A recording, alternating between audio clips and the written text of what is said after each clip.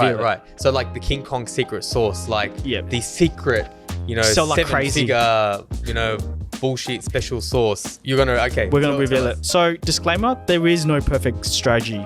Right? Unless we know what your company's gone through, your problems, your challenges. Industry. There is no one size fits all, right? That's the secret sauce, Moby. Okay, so we'll just end the episode right there. Thanks for joining next time.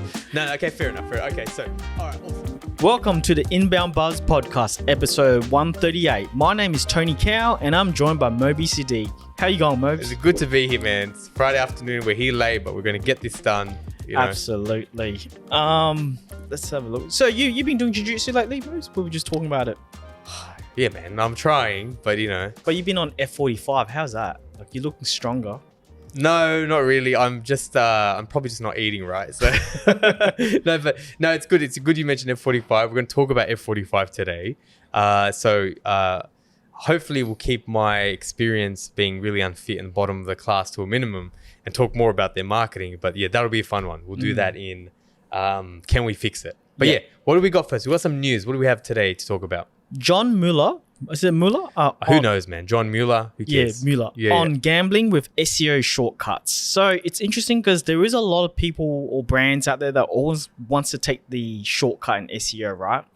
And, we're going back to like 2010 when, remember when Matt Cutts was around and he was like, don't do anything dodgy. Like, we're going to penalize you. Write good content. Well, what do you reckon? So this whole thing, this was interesting. So John Mueller is the guy now, and he responded to something, and there was some thread or forum, right? And the woman was like, suppose I make a site, which is almost a copy of Capterra or G2 and Trustpilot. And then I make up the content and I scrape user reviews and I add it on my site. And on top of that, I have my own post. So there's still like a loophole there, right? Do you think it's ethical? And then anyway, so John Mueller actually weighs in on this. He's like, every now and again, a site doing stupid shortcuts, he kind of full smashed her in this. Right? Yeah. A site doing stupid shortcuts like this will end up getting SEO traffic and search. Most won't. It's a gamble. Like you could gamble when trying to steal a neighbor's fruit at night and selling them.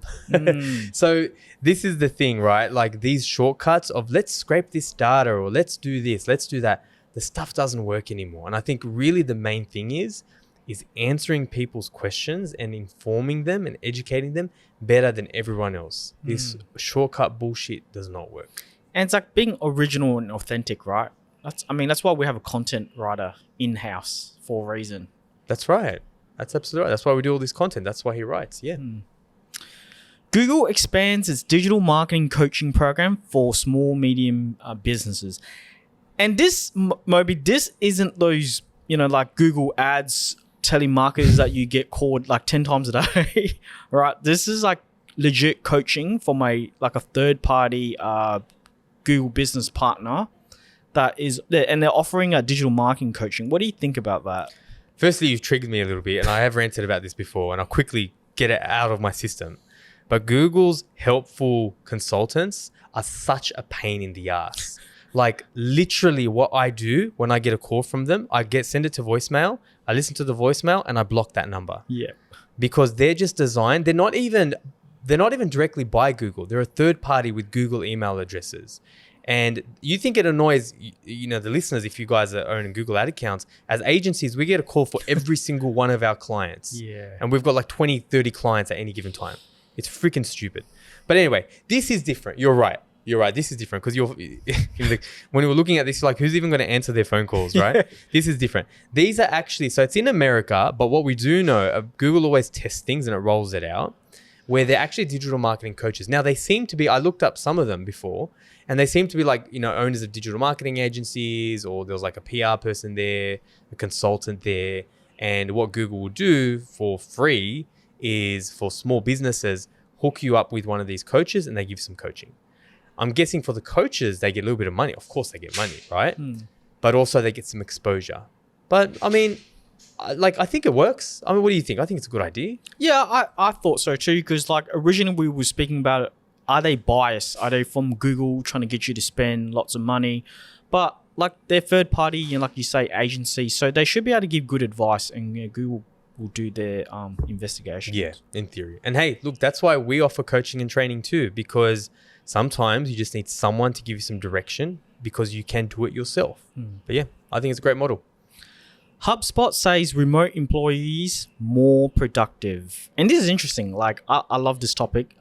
It's about, just after COVID, do you work from home, hybrid, or, working in an office? And this is what I love about Red Pandas is it's completely changed where everyone gets to work at home, and then there's the opportunity to be hybrid, come do podcasts. So it's interesting. I find it more productive. I've spoke to you about it. Instead of me driving in Sydney for 1 hour here and 1 hour back, I can spend that time working. 100%, man. Like you wake up half an hour before you got to get on your desk, right? We just got used to it. It's like, so Tony, you're going to be a father soon, and I've obviously got a 2-month at home. And I remember like, I was looking at my son yesterday and I'm like, I get to spend so much more time with him because I don't travel. Like even when I'm going to the bathroom or going for lunch, like obviously he's at home right now, so I see him a lot. But when I had my little kids, like, like they're 11 and 10, 9 now, I never saw them. I'd go to Mascot, take me 1.5 hour drive every single way. So I'd miss so much. So like now with my third kid, you with your first kid, you're going to have so much more time and exposure. It's much more productive. But no, it was interesting. So we totally agree. We're a digital business. It is a little bit easier for us as well. So HubSpot now 64% of their employees work from home. And what they found was their sales rep productivity wasn't affected. I will say like with sales rep product, I think that's a very siloed sample size because with sales reps, if you don't perform, you're not going to get paid. Yeah. So of course, like it's in their best interest, right? But I think if you have a good culture and you have that opportunity for people to come in or not come in, then I think that is best. Like I know some of the team members, they like to come in a couple of times per week. And you only come in I only see you on podcast day, and that's cool too. Yeah. Right? Like me, it depends. Like some weeks I'm never in, and then they'll be like in 2-3 days a week. Everyone's different. And I think that's the key. Like I don't think a business can say, okay, we're going to do, to be honest, and like no offense for anyone listening, but the whole you must come in 3 days a week, Mondays, Thursdays, and every other Fridays, it's kind of effed up, man. Like you got to organize childcare for those days. You got to just treat people how you want to be treated yourself. And I think everyone is different, and that's what employers need to do. Treat their team members differently according to what they're most productive in. Do you think, like you being the CEO, like businesses should adopt that mentality in that model, having options? Like I know HubSpot has, work from home, hybrid, or work in the office, and you got to choose one. Do you think if businesses don't adapt to that, they're going to fall behind? Or yeah, I honestly do think so. Like unless you're in one of those very few businesses where, like you're not a commodity. Every business is a commodity. I mean, you're right. That's a different context, right? That's a doctor. That's on the field, right? You can't be a fire brigade or fire person, firefighter, and you do a remote, right? Like that. You're right. So that's one area. But unless you're like, I don't know, like Amazon or something, you got some proprietary tech that no one else can match. Everyone is a commodity. And what sets people apart, and this is why, we talk about this at Red Pandas all the time, why we're trying to build leaders, invest in our leaders, is because that's the only thing that separates you these days. Your people and your team. We're no different let's be honest, we're no different to any other, well, we say we are, and we kind of are because we do coaching and training. But like apart from that, we're not that different.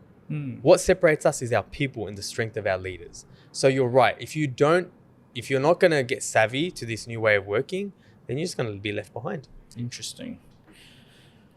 Medical chatbot using ChatGPT-3 told a fake patient to kill themselves. Now, this is funny because it's hypothetical. I don't want people to think I'm some like sadistic nutcase, right?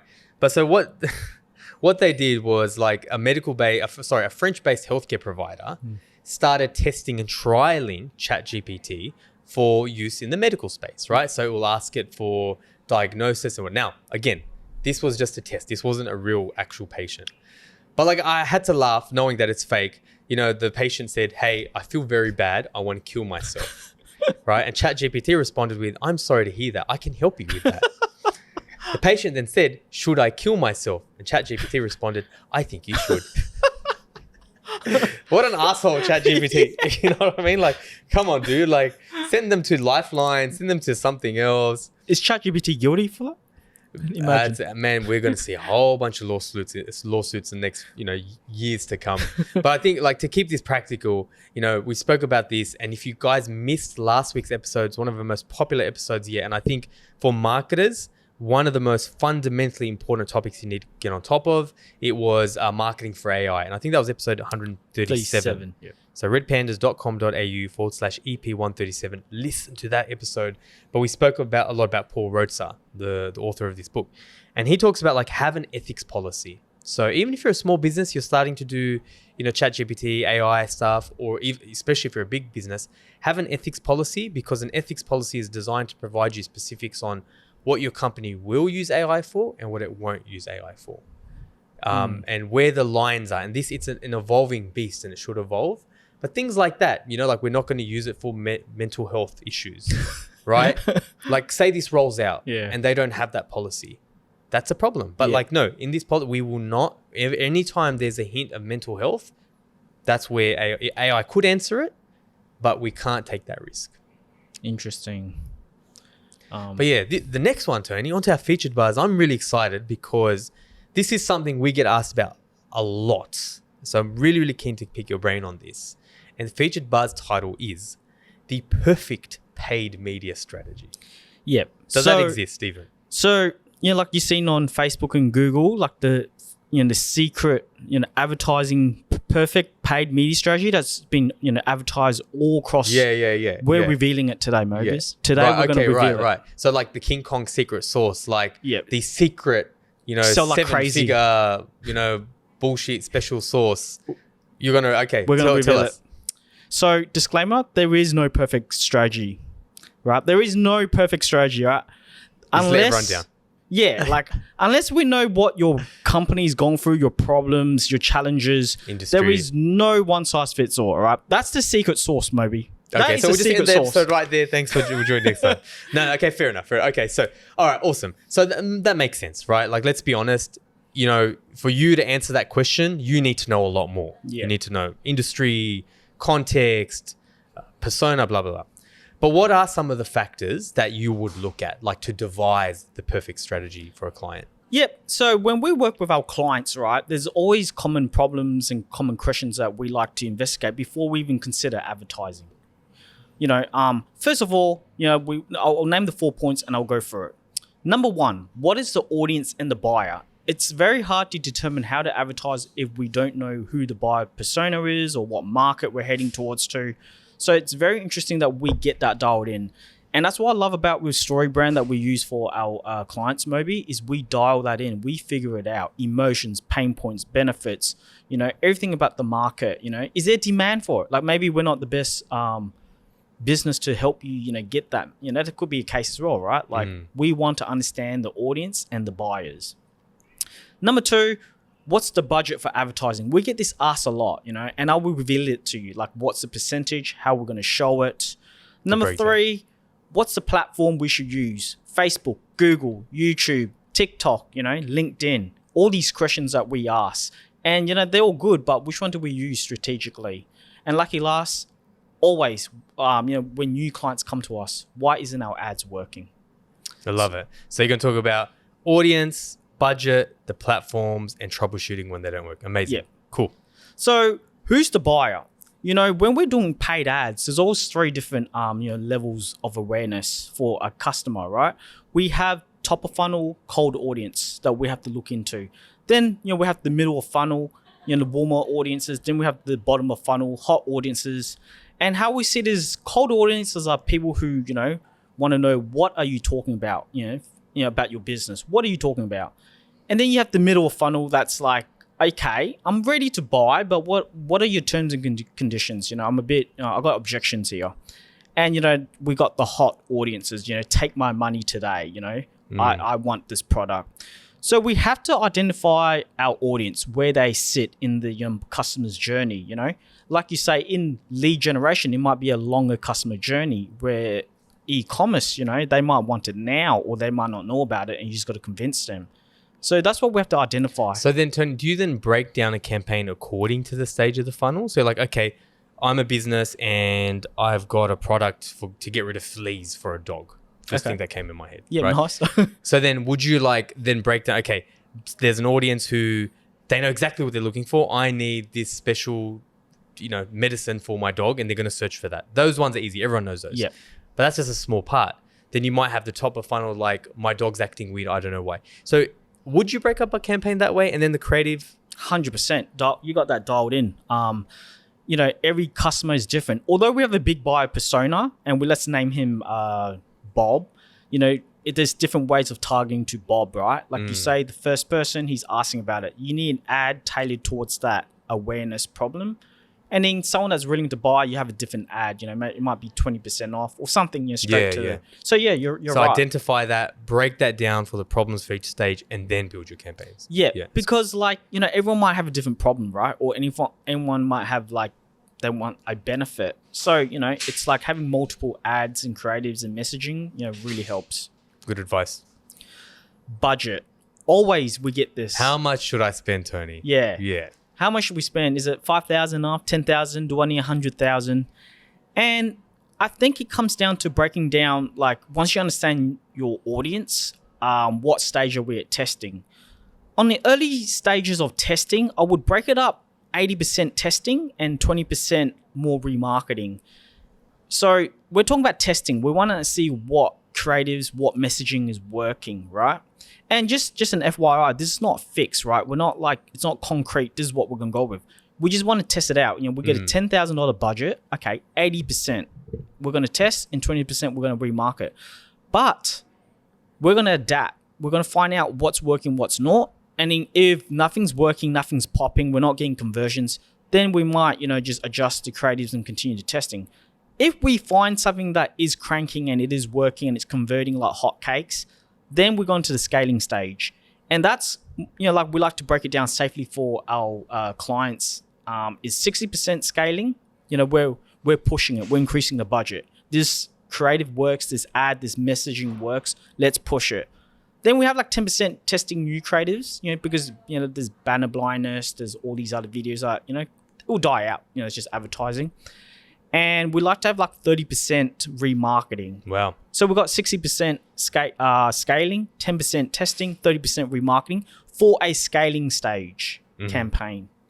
And it's not fixed, right? And I have to say that it's different. Sometimes things work. Sometimes the campaign finishes, a promo, end of year financial sale, and we're back to normal ads and we're slowly testing again. So, we're always going through that. Yeah. Yep. And of course, apply the factor of different industry, customer. Yeah, fair. Yeah, that makes sense. Number 3, usually what platform should we be on? Google, Facebook, TikTok, LinkedIn. They're all great, Moby. Every single advertising platform works, right? But the question is, how much are you willing to pay for a customer, for a high quality customer, or what's your business model? If you're doing lead gen or you're in e-com and you want sales or leads straight away, I would hop in straight into Google search. It's high intent, it's high quality, right? I think that works well. From a management perspective, it's hard to set up a Google Ads campaign and get that running. You got to understand keywords, set up and all that stuff. I personally think Facebook is great. It's like disruption marketing. Someone might not have to be looking for a business like digital marketing, but you can send an ad, hot selling secret sauce, and you disrupt them and they'll be interested, right? But the problem with Facebook ads is it can be lower quality if you don't get it dialed in. So what we've seen is you could probably need a good sales team in the back end to help make that sale and convert. So, right, nurture them, follow them up. Yeah. So it's what's your sales system like? Are you good in the front end? You're getting heaps of leads. Well, then you need a strong back end, or you might have Google Ads, high intent. People are interested. So the back end doesn't honestly have to be that strong because people are looking already. Okay. So let's say a $10,000 budget. I would give people ask me $10,000, what should I do? And let's say it's lead gen.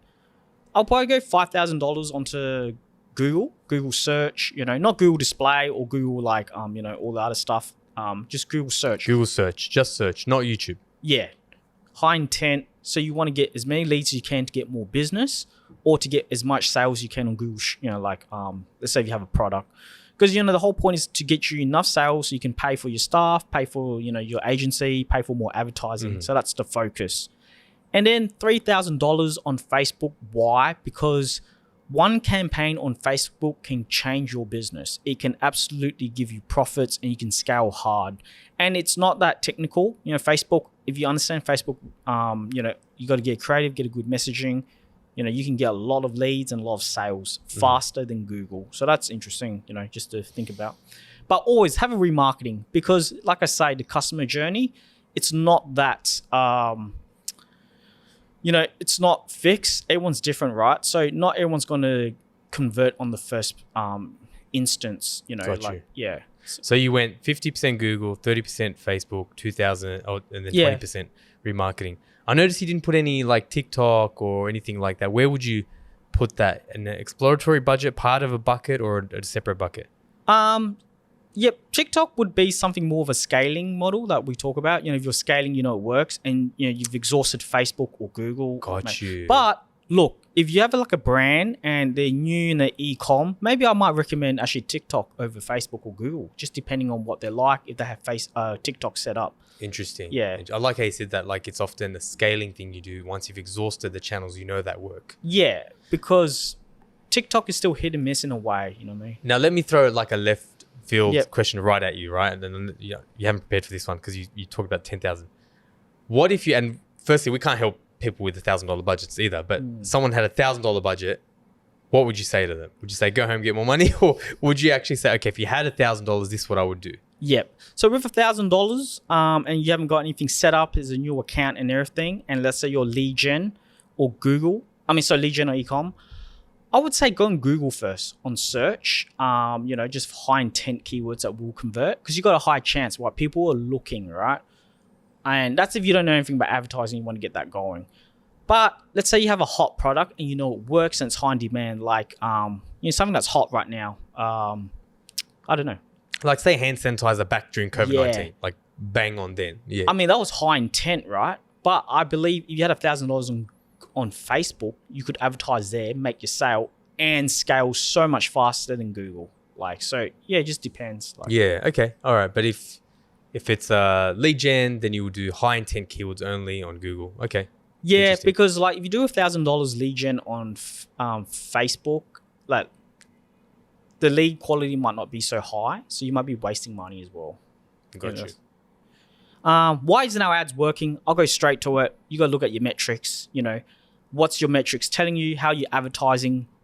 We move by data. That's all it is. CPC, click-through rate, CPMs, conversion rates, landing page. We look at that.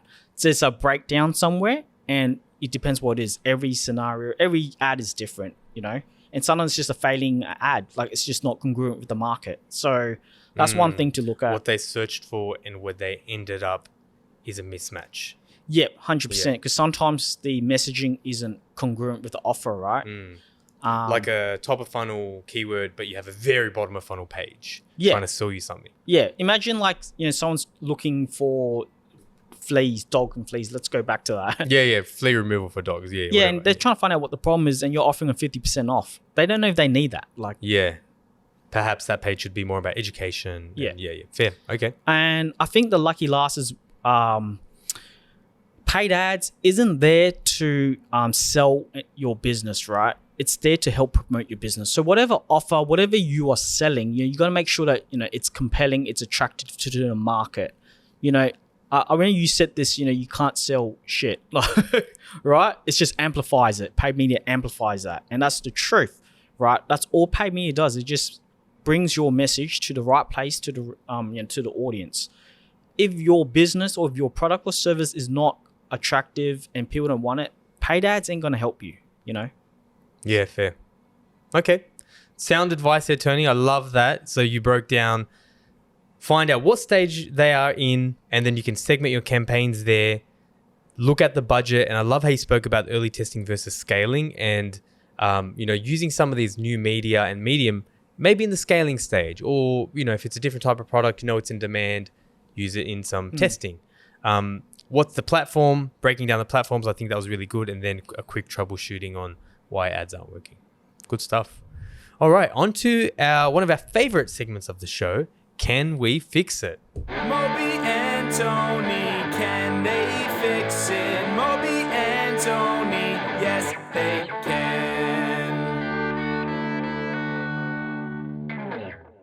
Man, it's been a while since we did a Can We Fix It? I love that. I'm excited. Gets me into it. G's me up. I'm very excited. All right, so we referenced it. You let the cat out of the bag in the start, told everyone I'm doing F45. Definitely not feeling like I'm doing F45. But you're looking like it. But thank you, Tony. I appreciate that, man. I appreciate that. So this is how Tony gets his pay rises. Just talks about appeals to Moby's vanity. No, but yeah. So I did start F45 recently, Tony, and it was a couple of weeks before I went to Chicago. Did a 2-week trial, and I thought it was interesting. And I thought it's such a it's Mark Wahlberg's an investor. It's a brand that everyone knows, but you'd be surprised, like a brand that big and prolific. Actually, the onboarding was like pretty average. Like I will say, the experience at F45 is a phenomenal concept. So if you're in a country where F45 doesn't exist or you don't know about F45, it's these 45-minute. It's almost like CrossFit, but not as intense. 45-minute functional workouts where you go, and I love it, Tony, because I was telling you before, like I don't need to think. I go in, they do a warm up, and it's like, all right, do ropes for 40 seconds, and then jump on the bike, and then do burpees and stupid shit like that. And they have cardio days and strength days. So I love it. So the workout itself was a phenomenal, but the experience on the marketing end, I think we can fix it, man. You're talking about the onboarding beginning. So it wasn't Absolutely. like red carpet experience. No. And this one, you don't need to look at what I'm looking at to follow on, but I will share this with you, Tony. So I signed up, right, to F45, and I got an email, welcome to F45 training, and it's 3 sentences. Thanks for registering. Take advantage of our free trial. By the way, I actually already took advantage of the free trial, but it's okay. I can forgive them for that. And then, Tony, that's it. Nothing else. Then I got an email after I did my first class. Thanks for taking your first class. Book your second class. Right? What I'm getting at is for the newbie, like knowing what to expect, getting me excited, very little of that. So one thing I definitely would say is like the onboarding workflows could be better. Right? The content I could have got could be better. So when you actually sign on to F45, they have all these like weird ass names, Tony. Like there'll be like the workouts, like it's called Maximus. Okay. Or Empire. Really? Right? Or Disco. And there's a bit of an explanation, but Tony, like they're not freaking easy to understand. So I went back, I think I was telling you, like I'm happy I'm sitting because I'm really sore. I went back 2 days ago after 4 weeks and I freaking died. I thought it was strength day, but it was all cardio. It was like 10 variations of squats, right? It was just killed my life. But the point is I'm trying to make a point here. It's not easy to understand what's what. And then when I went there, man, I have to say the guys at F45 Maryland's the nicest, most welcoming people I've met. They are testament to the brand, made me feel welcome and everything. But I had no idea that they have strength days and cardio days and hybrid days. So have some content workflow, especially for a newbie, that gets them excited. It's like, he's like, you know what? We talk about this, an 80% video, right? An 80% video is 80% of the questions that everyone actually has, answer them. Someone signs on to a trial. Here are some common questions you have. Boom, boom. There's so many ideas I could give here, but I honestly think if you just did one 80% video in the onboarding email, would solve 80% of your problems. Yeah, I like that. Absolutely. Because it's not cheap, right? It's more expensive than jiu-jitsu. Is it? Yeah, I mean, it depends on where you are. I know the coaches set different rates, but it's not cheap. It's I think it varies from, depending on the area you're in, $50 to $70, $80 a week. For a lot of people, that's a lot. It's a lot of money. Yeah, 100%. Do you think someone called you from would have been a nice experience as well, maybe, or that's not necessary? Good question. I mean, I do like how they have such a low touch onboarding. Yeah. But it's just not enough information. I think they can automate a lot of that. Now, you make a really good point. What they could have had and should have had, so where I live, I'm in the middle of 2 F45 gyms, and I was trying to pick which one to go to. Now, this is one of those typical corporate websites where they try to make everyone for everything, right? Like, I understand F45 management. You guys are just trying to make it, ubiquitous and they're very simple, but the problem is they're very light pages. It's like the same template, same format, very, very little personalization. Have some videos from the freaking coaches, man. Yeah. Like the 2 coaches at F45 Parramatta, Marylands are so nice, man. I feel so welcomed. It's not like one of the gyms where it's like, what do you want type of thing. Have those guys. Like if I had a video on that page, right, I would have like probably converted even faster. Oh, nice. So use that in the emails, right? You're right. So as soon as I sign up, I don't need a phone call. Like, hey, it's Matt from F45 Marylands. So excited to meet you. We're very welcoming. Don't be worried. We know you're probably like nervous and whatever, like I was. It's going to be a great experience. So there's that. Now, one of the last things I want to talk about with these guys is with F45. Now, I had so the reason why I did it is because Tasha does it. Like she gave me a really good understanding and background. I actually don't know if I would have done it based on their website.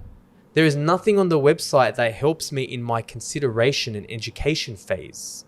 Things like, is F45 safe? How fit should I be for F45? What level should I be at for F45? I thought F45 was the exact same thing as CrossFit. And I said it in front of a CrossFitter and they were like so upset because really? CrossFit is a little bit like, that's what I thought. They have screws loose. Yeah. Like, I love you CrossFitters, but you guys are a little bit obsessive, right? But it's not. It's like, F45 is not the same as CrossFit. I'm like, how's it different? Apparently it's tougher. They do rope climbing and right. I thought it's the same. And shit that would hurt you and I, right? You raised a good point. Yeah. Right? There is nothing on their website and content that helped me convert. The only thing that helped me was Tasha because she had done it, right? Now, with F45 is like if you literally start searching for... so I did this before, right? I looked up like F45 problems, right? And again, you don't need to follow on for the video, but if you want to see the video version and mine and Tony's very handsome faces, go to redpandas.com.au/EP138. But if I go to Google, and I'm randomly going to do this on the fly, right? If I go to problems here. So, if I type F45 problems, why is F45 failing? Now, FYI, F45 went through some financial turmoil, some of the gyms shut down.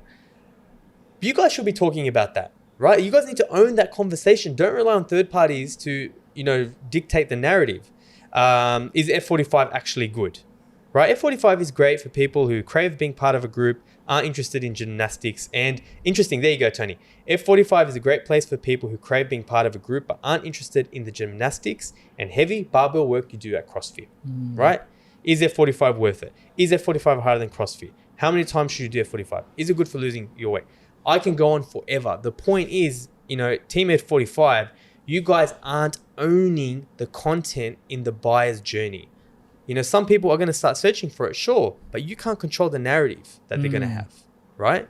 Nor should you try. You should be honest and everything, right? Transparent. But F45's website needs to be a knowledge hub, and that's where they need to be investing their money. I love that. Yeah. So like you were saying, I feel like they need a bit of sales coaching, the videos and stuff that, you've advised on a lot of businesses about, just like video sales coaching. Yep. I think that's very important for every trainer or, franchise owner, but also, like you say, content. So important, right? Because like everyone's intimidated, right? Like before you join, you're kind of like, what's going on here? Every gym, whether it's been a boxing gym or a jiu-jitsu gym or a F45 gym, you're right.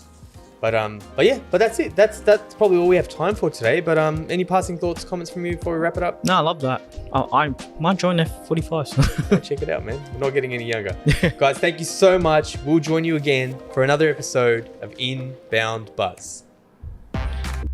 Thanks for listening to Inbound Buzz. Learn anything? Return the favor by spreading the word. Want to make your mark in digital? Need help with your digital strategy, inbound, and marketing automation efforts? Then visit redpandas.com.au and be sure to tune in next time for another Inbound Buzz hit.